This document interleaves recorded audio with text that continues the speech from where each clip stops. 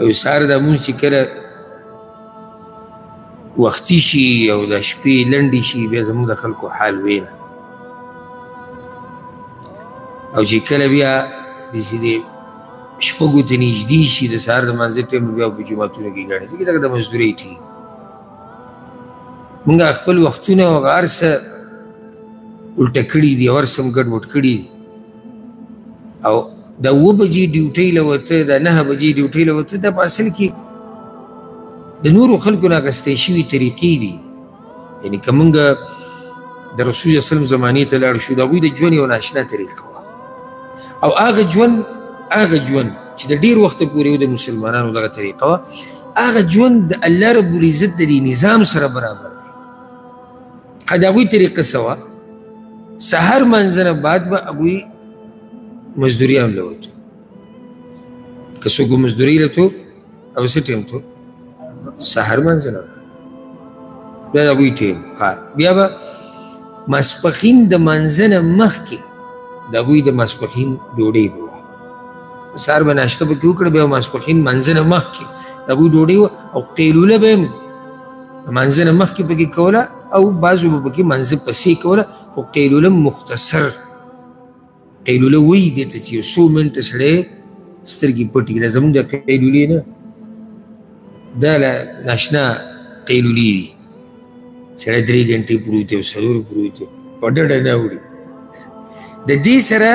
ټوله ورځ د سړي ګډوډي شي او هغه قیلوله چې کومه قیلوله ده 20 منټه زیات نه زیات نیمه ګنټه هغې سره سړی تازه شي فرش بیا به هغوی ووتو په خپلو لارو باندې نو د مازدیګر نه بعد به بیا د مزدوریو د هر څه د راټولولو کوشش کوو ولې ګوره د دې مازدیګر د مانځه فضیلت هم ډېر راغلی دی او یو حدیث کې راغلی چې سړی د دروغو قسمونه خوري د مازدیګر مانځه نه بعد د مازدیګر ولې ښه شي ځکه چې دې ټیم کې خلک تجارت بندوي کاروبار بندوي ګراک ډېر شي نو دا ګرمه ګرمي ډېره شي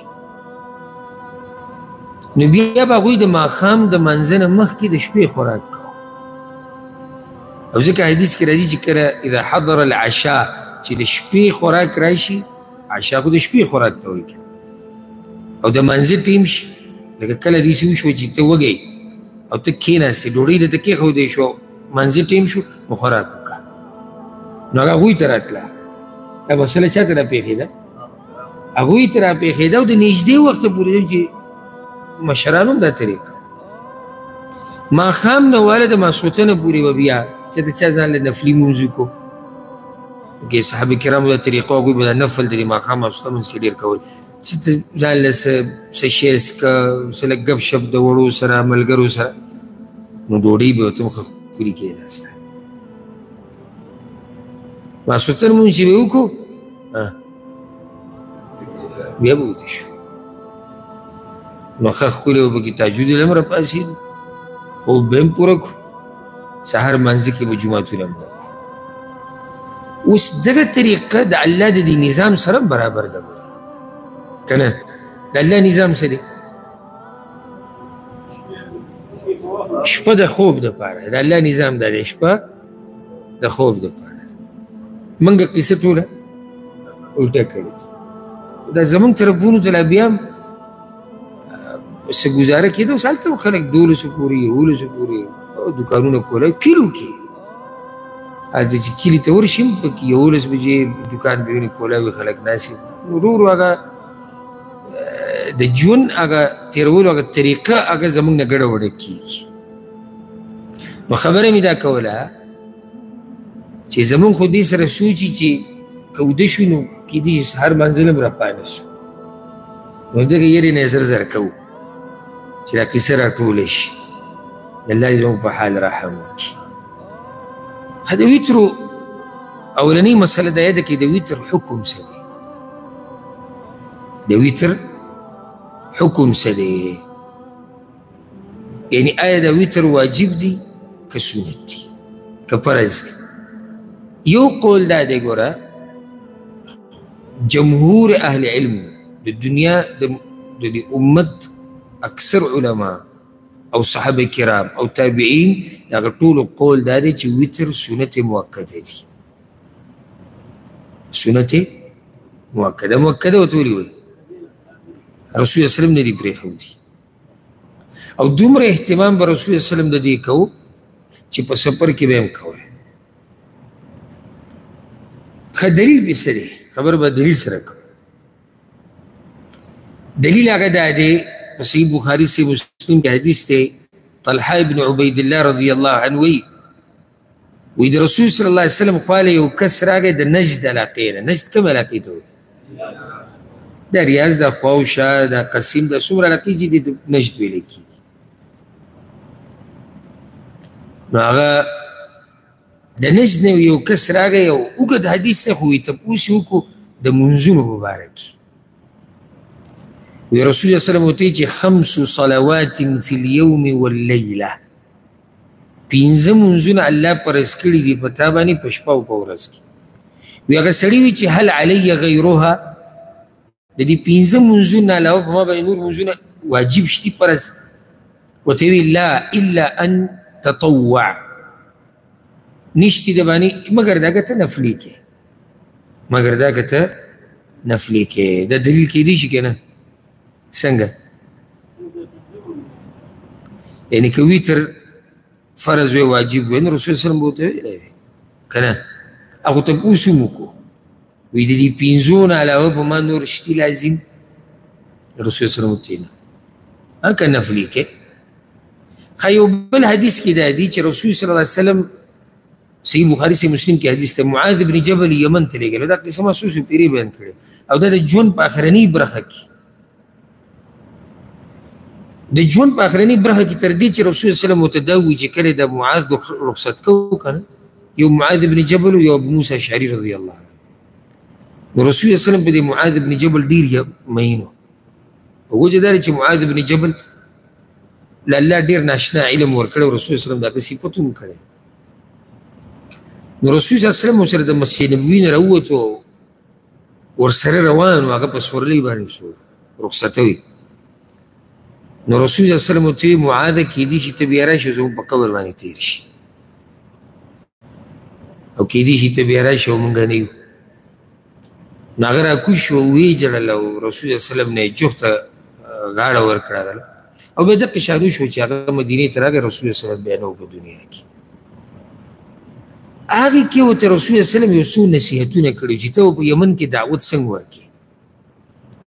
یوې ورته دا ویلې وه فأعلمهم أن الله افترض عليهم 5 صلوات في اليوم والليلة معاذ هغوی ته به ووایې چې الله په هغوی باندې 5 منځونه فرض کړي دي په شپه او په ورځ کې اوس یمن کې اهل کتاب دي معاذ بن جبل به دعوت ورکوي نوي مسلمانېږي به نو که چېرته دا ویتر واجب یا فرض وي نو نوي مسلمانان دي پکار دی چې رسول الله صلی الله علیه وسلم ووایي چې معاذ ښه تفصیل به ورته وکړي چې دا 5 منځونه دي ورسره څه دي ویتر هم دي خو داسې ورته ونه وي که څوک دا ووایي چې دا په اوله کې داسې وو بیا وروسته دا ویتر واجب شوي دي نو هغوی ته موږ دا وایو چې دا خو د رسول الله صلی الله علیه وسلم د ژوند اخرنۍ برخه ده دا د رسول الله صلی الله علیه وسلم د ژوند څه ده اخرنۍ برخه ده بعض علما دا وایي بعض علما زمونږ د طرفونو چې کوم علما دي هغوی اکثر دا وایي ویتر واجب دي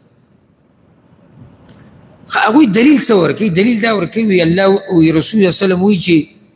اوتروا یا اهل القرآن ای قرآن والو ویتر کوئ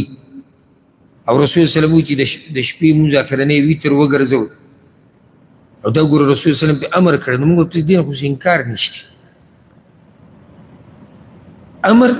یې د وجوب دپاره خو چې نور دلایل داسې نه وي چې هغې نه د استدلال کېدی شي چې یاره دا واجب نه دي موږ به ورته واجب ویلی وی خو که دا نور دلایل نه وی خو هلته نور دلایل شته چې د هغې نه دا مسله واضحه کېږي چې دا رسول الله وسلم چې دا امر کړی دی نو تاکید دپاره یې کړی دی چې ویتر مه پرېږدئ کوئ یې نو بیا ماته یو سړی ته واجب ولې نه وایي چې رسول الله وسلم وایي چې کوئ یې مې پرېږدئ نو موږ وایو چې لازم نه ده لازم نه ده چې دلته به دا دې ته واجب صرف ویلی کېږي ځکه چې موږ سره نور دلایل شتي ما پکې 2 3 بیان کړو چې د هغې نه دا واضحه کېږي چې ویتر واجب نه دي خو پرېښودی نه دي په کار سنت موقته دي خو که کله نه کله چا نه پاتې شي نو انشاءالله نه ګناهګارېږي به کله نه کله وکړي سړی بیمار دی څه مسله ورته راپېښه شوه په سفر کې اوس ستړی ویې نه کړو الله به یې نه رانیسي انشاءالله. ولې ځکه چې واجب نه دي. خو دا خبره یاده کړئ، دا خبره یاده کړئ. امام احمد بن حنبل رحمه الله وی ویتر سنت مؤکد دي. دا کوم دا قول ما تاسو چې د امت د اکثر علماو دا قول دی. خو وی څه من ترك الوتر عمدا فهو رجل سوء. څوک چې قصدن عمدن ویتر پرېږدي او دا د هغه طریقه ده نو دا ډېر بد سړی دی او د ده ګواهي مه قبلوئ. نو خبره وړه نه ده. داسې نه چې یو سړی دا واوري چې یاره سنت دي بس پرېږدی. تا ته هېچا دا نه ویلي چې مې پرېږدی. خو مسله خو موږ ځان پوه کوو د الله په دین باندې نو چې مسله خو موږ ته واضحه یې که نه. لکه زه اوس تاسو ته داسې ووایم چې یاره وترو ډېر اهتمام راغلی دی او کوئ او بس په دې مې خبره بنده کړه. مسله مجمله کې پاتې نه شوه. سبا له ته په سفر کې ستړی او وایي چې یاره دا ویتر نه کومه یا تعدیدي ده یو ځي ته ځان رسې دا ویتر نه کوم. خو هلته تا اورېدلي دا دي چې د ویترو ډېر اهتمام کوئ او بس.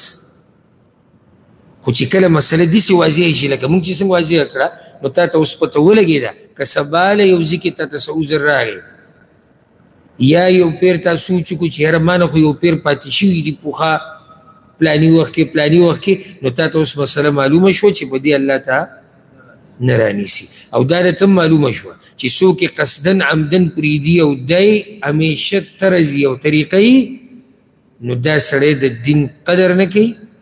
تر دې چې امام احمد بن حنبل وایي چې د ګواهي به هم نه قبلېږي.